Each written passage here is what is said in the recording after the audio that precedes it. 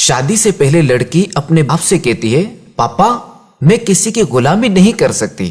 باپ جواب دیتا ہے، میری بیٹی کوئی کسی کی غلامی نہیں کرتا، سب اپنے اپنے حصے کا کام کرتے ہیں۔ جو کام عورتوں کے ہیں وہ عورتیں کرتی ہیں اور جو کام مردوں کے ہیں وہ مرد کرتے ہیں، اور یوں ہی مل جل کر گزارا ہوتا ہے۔ شادی کے بعد وہی لڑکی اپنے شوہر سے کہتی ہے، میں کھانا گرم نہیں کروں گی۔ یہ سن کر شوہر کہتا ہے، تو پھر تم اپنے باپ کے گھر واپس چلے جاؤ کہ میں تمہاری ضروریات پورا کرنے کے لیے صبح سے شام تک محنت کرتا رہوں اور تم میرا کوئی کام نہ کرو۔ تو پھر ٹھیک ہے، مجھے بھی تمہاری ضرورت نہیں۔ طلاق کے بعد وہ لڑکی اپنے بھائی کے یہاں آ جاتی ہے، لیکن کچھ دنوں بعد بھائی اپنی اسی بہن سے کہتا ہے، دیکھو میری بہن، میں اب فیملی والا ہو گیا ہوں، میری بیوی تمہیں اب مزید برداشت نہیں کر سکتی، لہذا تم اپنا کہیں اور بندوبست کر لو۔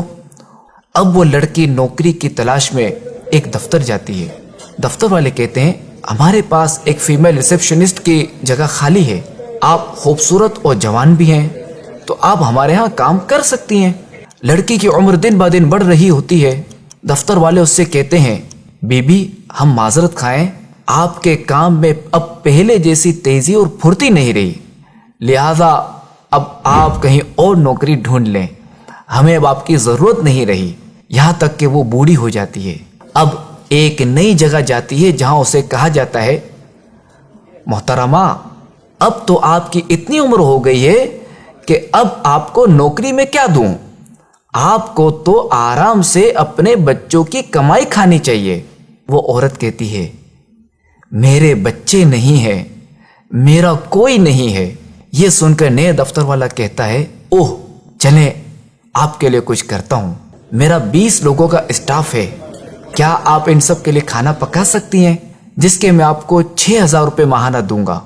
یہ سن کر وہ عورت کہتی ہے، صرف 6000؟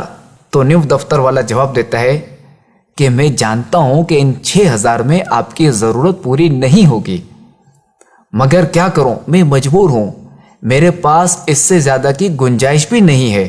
آہ، وہ عورت جو گھر کے کام کو غلامی سمجھتی تھی، اپنے شوہر کا کھانا تک گرم کرنے کو تیار نہیں تھی، اسی دفتر والے کو کہتی ہے، ٹھیک ہے مجھے آپ کی یہ بات منظور ہے، اور ساتھ ساتھ اس کی آنکھوں سے آنسو بہہ رہے ہوتے ہیں اور وہ یہ سوچ رہی ہوتی ہے، کاش جوانی میں ہی کھانا گرم کر دیتی اور ابو کی بات سمجھ لیتی کہ کوئی کسی کی غلامی نہیں کرتا بلکہ سب اپنے اپنے حصے کا کام کرتے ہیں۔ مشہور کہاوت ہے نا کہ میاں بیوی گاڑی کے 2 پہیے کی طرح ہوتے ہیں، اگر ایک پہیہ خراب ہو جائے تو گاڑی کا چلنا ممکن نہیں رہتا۔ تو شادی ایک مضبوط بندھن ہے، مگر اس قدر مضبوط بندھن انتہائی نازک ڈور سے بندھا ہوا ہے، اور یہ ڈور کسی ایک کی کوتاہی، جلد بازی اور بے وقوفی سے ٹوٹ بھی سکتی ہے۔ لہذا اس رشتے کو پروان چڑھانے کے لیے اعتماد، سچائی اور دیانتداری بہت ہی ضروری ہے۔ لہذا ایک دوسرے کا خیال، صبر و تحمل اور قوت برداشت سے ہی اس رشتے کو نبھایا جا سکتا ہے۔